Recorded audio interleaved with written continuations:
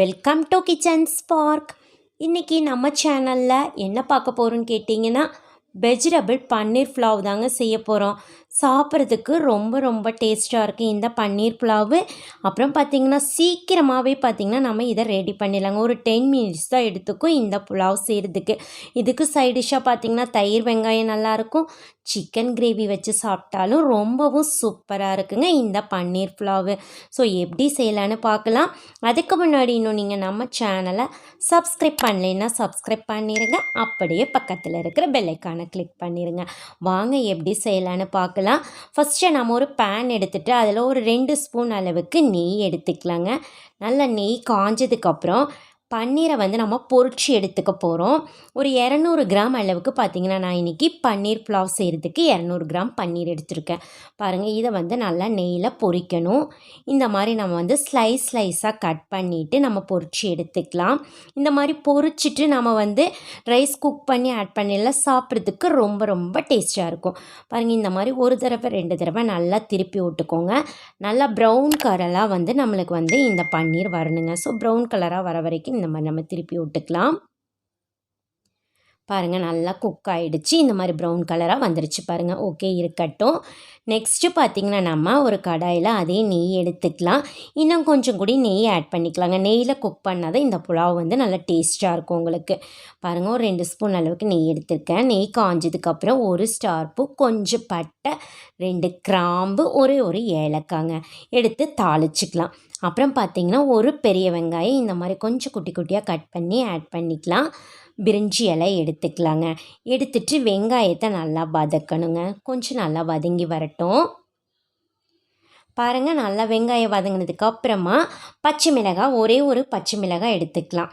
அதையும் கொஞ்சம் நல்லா வதக்கி விட்டுறலாம். நெக்ஸ்ட்டு பார்த்திங்கன்னா குடமிளகாய் எடுத்துக்கலாங்க. ஒரு குடமிளகாய் இந்த மாதிரி நீளமாக கட் பண்ணி எடுத்துருக்கேன். கேரட்டும் ஒரு கேரட் எடுத்துக்கலாம். பச்சை பட்டாணி பார்த்திங்கன்னா நம்ம தோலை உரிச்சி எடுப்பலாம். அந்த பட்டாணி எடுத்துருக்கிறனால உங்களுக்கு இது குக் ஆகிடும். நீங்கள் காஞ்ச பட்டாணி எடுத்திங்கன்னா ஊற வச்சு எடுத்துக்கோங்க. ஒரு 1 or 2 hours ஊற வச்சு எடுத்துக்கோங்க. பாருங்கள், இதை நல்லா பார்த்திங்கன்னா வெஜிடபிள் நம்மளுக்கு கொஞ்சம் குக் ஆகிறதுக்காக உப்பு ஆட் பண்ணிக்கலாம். சீக்கிரமாக குக் ஆகிடும் உங்களுக்கு. உப்பு ஆட் பண்ணிவிட்டு கொஞ்சம் நல்லா பாருங்கள் மிக்ஸ் பண்ணி விட்டுறலாம். ஒரு 5 நிமிஷம் மட்டும் லோ ஃப்ளேமில் நம்ம இதை குக் பண்ணி எடுத்துக்கலாம். பாருங்கள், ஒரு 5 நிமிஷம் லோ ஃப்ளேம் நல்லா குக் ஆகி வந்துருச்சு. இன்னும் கொஞ்சம் கூடி குக் ஆகணும். நம்மளை ரைஸில் போடுறப்ப குக் ஆகிக்கும் உங்களுக்கு. இப்போ பார்த்திங்கன்னா ஒரு டீஸ்பூன் அளவுக்கு இஞ்சி பூண்டு பேஸ்ட் எடுத்துக்கலாங்க. எடுத்துட்டு அதுவும் கொஞ்சம் நல்லா மிக்ஸ் பண்ணி விட்டுறலாம்.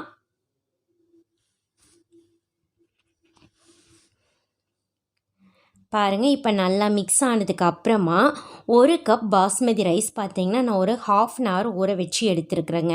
நல்லா கழிஞ்சு சுத்தம் பண்ணி எடுத்தாச்சு. இப்போ இந்த ரைஸை ஆட் பண்ணி மிக்ஸ் பண்ணி விட்டுறலாம்.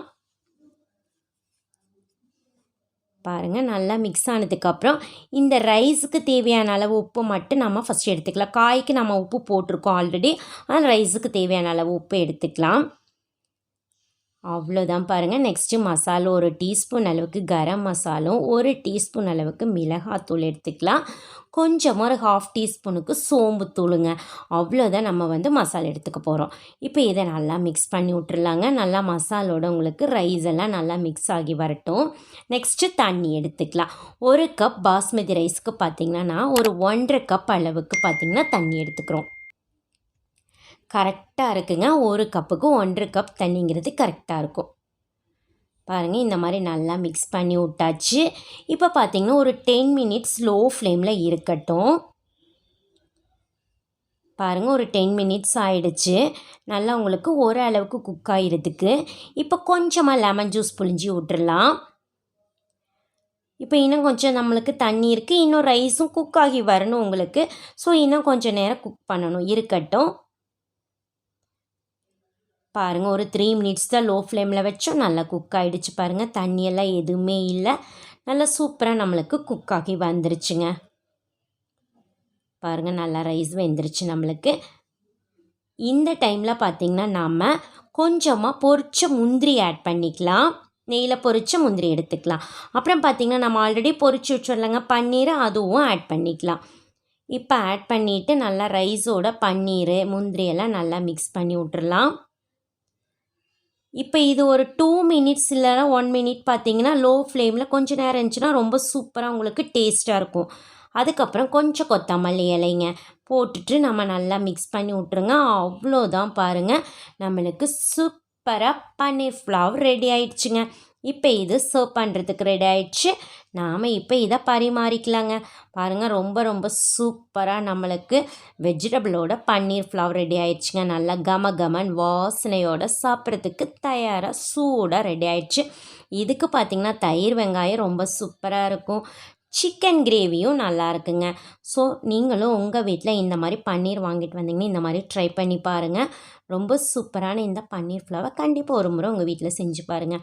செஞ்சு பார்த்துட்டு எப்படி இருக்குதுன்னு மறக்காமல் கமெண்ட் பண்ணுங்கள். உங்களுக்கு இந்த வீடியோ பிடிச்சிருந்ததுன்னா உங்கள் ஃப்ரெண்ட்ஸுக்கெல்லாம் ஷேர் பண்ணுங்கள், லைக் பண்ணுங்கள். மறக்காமல் கிச்சன் ஸ்போக் சேனலுக்கு சப்ஸ்கிரைப் பண்ணுங்கள்.